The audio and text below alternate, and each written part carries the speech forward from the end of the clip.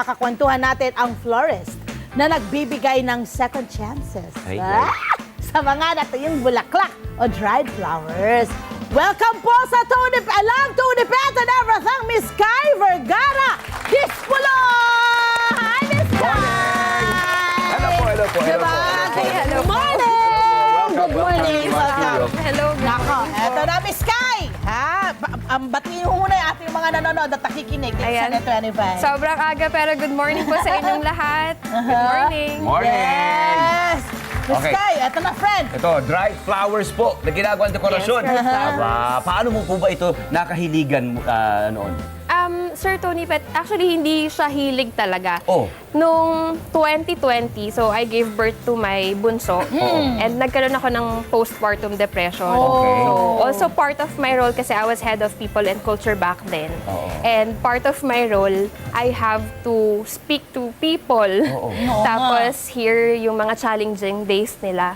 So medyo depressing a little and it hit me emotionally. So ito yung parang naging coping mechanism ko. Ganda, So, using galing. flowers po. Nice. Mahusay. Di ba nakatulong sa kanya? Oo. Okay. Naku, naaalala ko, my friend, nung araw, ang ginagawa natin para ma-preserve yung mga bulaklak, iniipit sa mga libro, sa Yes. notebook. We still do. para mapanatili natin yung mga petals ng rosas natin. Siyempre, ito, kakaiba eh. Talagang mga bulaklak ang kanilang pinatutuyo. That's right. No? Ayan. At siyempre, Tama. malalaman at ginagawa na ngayong arrangement. Tama. At ginagawa na rin business. So gusto nating malaman kay Miss Sky, paano yung proseso ngayon ng mga to? Kasi kakaiba to ha, at saka ang lalaki. Yeah. So, Usa po ba sila natutuyo, pinapatuyo? Talaga pong may kailangang sadyain ang pagpapatuyo? actually po, sir, yung mga ibang materials natin, like itong hydra, and yung mga fossilized na yan, binibili na siya ng nakaset na ganyan. So, Okay. dried na siya, and another term would be preserved po. Okay, But there are materials like eucalyptus, roses, na pwede nating ma-source lang, and then we can dry it ourselves. And very simple lang po ang pagpapatuyo. Walang chemical na ginagamit. We just need to, let's say ito, this is called parvi leaves, but this one is dried na po siya. So, kapag let's say eucalyptus yung gagamitin natin, eucalyptus leaves, ibubugkos lang natin siya, tatalian natin, and then we hang it There upside you down. go. Ganyan, So, super actually, easy. ito, yun yung sasabihin ko rin. Kasi ang experience ko rin, yung roses, binigyan ka ng ganito. Ang ginagawa ko lang, binabaligtad ko, hinahang ko lang. And And then it'll dry up. Okay. Beautifully. So, pag pinatuyo natin ng yung nakatayo siya, yung original position niya, hindi yun Hindi, effective. pangit.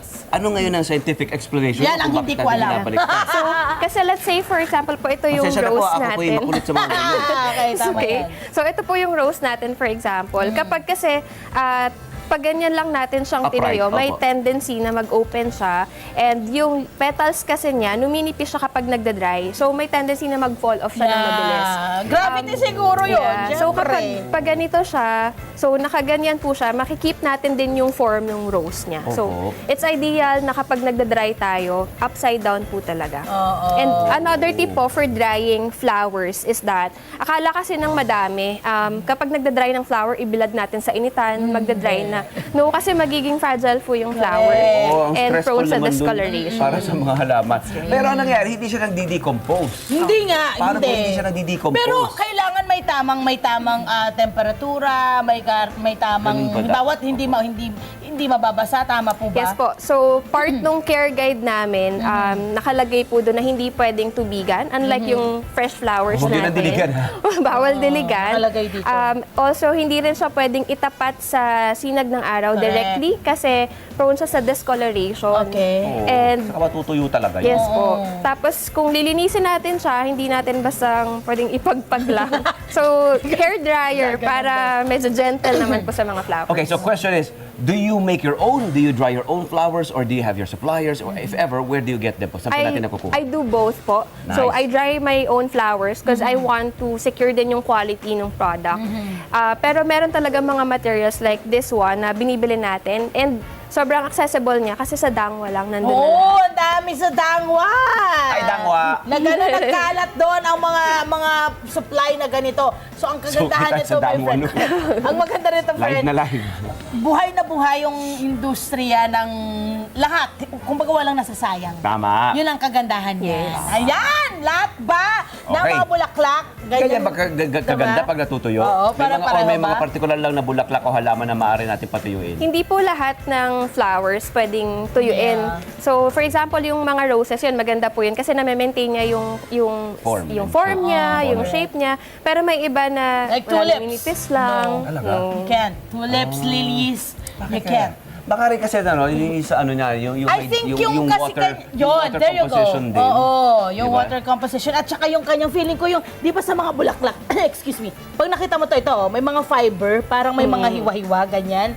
Yung parang may mga, kumbaga parang siya skeleton. pagka- Oo, na gano'n ang May peg. exoskeleton siya Eh, yung dyan. ano, parang wala. Ano, yung Mga mga lilis. lilis. Pag ano, Tulis. Talaga, nadidecompose. natutunaw. Nadidecompose. Tsaka kahit fresh po siya, madali siyang mag-wilt. Correct. So wala pong contraption, wala pong gamit, wala pong kagamitan na kailangan para magpatuyo. Ang wala po, as in tali lang, you hang it upside down, and Bakuran then lang. 2 to 3 weeks. Opo. Ingatan lang. Wag lang Bakuran naman paulan natin kailangan mo. arawan. Correct. Bakuran or dry freeze lang, di ba? Eto na! Okay. Naku, papakita na niya sa atin paano ang paggawa niya ng kanyang mga arrangement, no? At paano ang pag-combine ng kanyang Yes. mga dried flowers, pati ferns kasali. Okay, game. Go for it, Miss Kai. So, Na, Miss Kai. Umpisahan po natin sa material. So, kailangan natin ng tape. Tanggalin and natin then- ito kasi nakaharang, di makikita yung mga material yung maliliit sa background. So, we have Para clear ang foreground. scissors. Separate po yung ginagamit na scissor for yung mga tela, like yung mga ribbon, wrapper, and separate din yung for flowers. Ito ang tawag dito is pruning shears. Running shears. Ay, sa ano mismo? Sa Pang panghalaman. floor. And then we have ribbons po. This one, stapler, para lang po ikabit yung care guide Okay, natin. So, aha. yung care guide po, lahat ng arrangement na nilalabas namin, Yeah, eto. we include the care guide. So sa mga gusto magkaroon ng startup, di ba yun ang ganitong Yes. negosyo, ayan na, Yan, correct. Ipapakita na Miss sa Kai. inyo ni Hindi Miss natin Kai. pang matakpan itong Oh, pagdedemo. ayan. Okay, and then, Kasi yung dried flowers po, ang benta natin sa kanya is that it can last a year, even more. Aha. tagal pala. So how can yung bumili, how can he or she can make sure na magtatagal siya ng ganun katagal. So dapat alam nila kung paano alagaan. So very important that we include the care guide for Okay. all arrangement na ilalabas Good, natin. good. Alright, Okay, moving on. next. Meron po tayong And Eto then, na. mga material. So, Ayan. paano niya bubuin o umpisahan na po niya, makinig kayo. Ito rin, yung, ano yung gamit din yan, sa dangwa din yan. Anong tawag Yes dyan? po. This Yung one tape. is- Ito, I'm sure is ito. Ito po, floral tape po yan. Floral tape to. And then, Ang galing floral nito. May wire. nabibili mga patangkay, wire. Yes, correct. po. May number po ito. This is number 18. This is good enough to make a stem sa mga Yun. flowers natin. So, mabibili kasi natin siya in bulk sa dangwa. For example, ganito po. So, ayaw naman natin gamitin yung isang buong stem niya kasi Yes. sayang yung mga nasa ilalim. So, what I do, ine-extend ko yung stem niya using floral wire.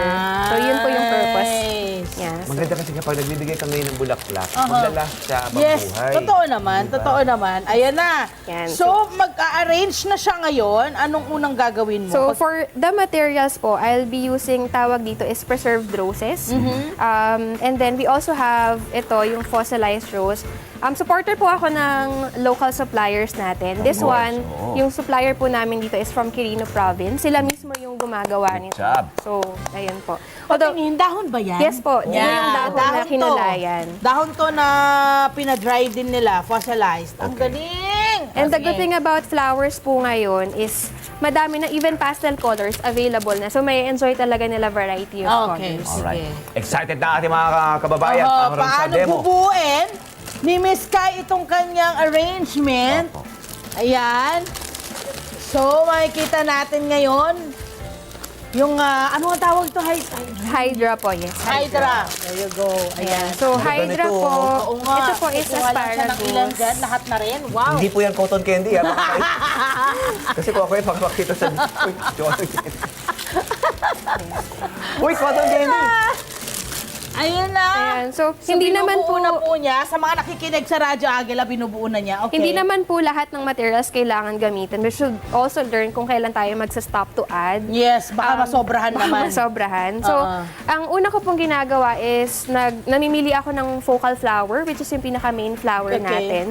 And then meron tayong tinatawag na filler flower. From the word itself, nagfi-fill siya ng gap.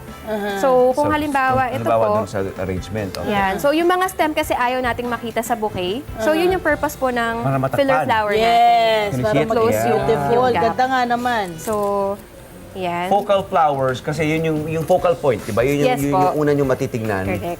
Yun ang ibibida. Yun ang bida sa So, arrangement. I'll be using yung focal flower natin. I'll use yung rust para sa top. And then, Kailangan lang ng scotch tape. scotch tape lang po siya. Ayan, Kapag lang kailangan nag-tape nasa tabi tayo, we need to make sure na sobrang Higpit. higpit. At linis. Yes. Hindi Correct, sloppy. malinis Hindi din. sloppy. Oo. And as much as possible, kung saan tayo nag-tape, doon na po lahat iti-tape. Wala na kung Wala saan kung saan pa. saan-saan pa. Okay, Ang buti okay. sinabi mo yan kasi kung ako yan. Kahit saan. Kahit saan. Basta pag nakita ko kung Yan, ang ganda! So malaki na po agad yung arrangement natin. Tatayahin Tatlong ko nga material siya. pa lang. Gahin ko nga siya. Kukuha Ayan rin ako po. ng mga flowers dito. May nakita ko dito, ang ganda eh. Diba? Ayan, Ganda ng friend. kulay, no? Anong kulay yan? Friend. Beautiful. Ang ganda, Pumapastel. Ayan, pumapastel. White. Ano ang natin dito? Yung kailangan natin i-observe dito in terms of color, combination, dapat ba homologous siya sa isa't isa? So, Anong- pagdating natin po dito? sa Prinsipyo? color, actually, karamihan po sa mga orders ngayon, mga minimalist lang na design. Okay. Hindi katulad nung dati na parang kung sandamakmak na kulay yung Oo. nasa arrangement. The simpler, the elegant po. The more elegant the bouquet is. Okay. So, ayan po. So for this one, Nag-add lang ako. ang ano natin is para medyo magkakalapit sa kulay. Magpapatone lang po siya, same tone lang. Same color, yeah. Same Pantone. So, ngayon po I added gypso. Ayan, ito Gypso, yung... ito po yung gypso. This one is gypso. Ganda, no? Ang ganda ng Ayan. gypso. And then I'll be adding... Mama, cute. Ito po naman ay preserved rose. Talaga ako nakikialam ako rito, di ba? Okay, sa ano, kung syempre sa mga may budget, my friend, di ba? So sa tingin mo, mas mura ba ang dried flowers over fresh flowers? Kung buyer po, I would say na hindi naman po mura, but I would say it's practical. Okay. Kasi hindi ka papalit-palit ng flowers. Opo. Not unlike yung fresh flowers, just a couple of days, wala, nalanta na. This one can last 1 year even more po. And mas maganda po siya kung halimbawang naka-glass dome.